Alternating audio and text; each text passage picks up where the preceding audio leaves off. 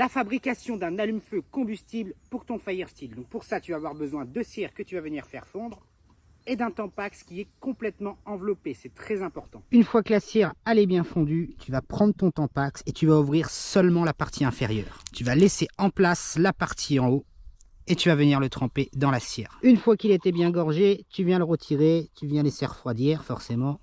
Viens par ici. Et voilà ce que ça donne une fois refroidi. Donc tu vas pouvoir enlever la partie supérieure. Donc bien sûr, tu enlèves la partie supérieure qu'au moment de l'utilisation parce que le plastique de la partie supérieure va protéger ton tampon de l'humidité et de l'eau. Voilà. Donc qu'est-ce que tu vois sur la partie supérieure? C'est que tout simplement, ça c'est pas imbibé de cire, donc c'est resté en mode coton. Et ça va permettre d'allumer ton allume-feu combustible au fire steel. Je prends mon fire steel, je me positionne, j'envoie.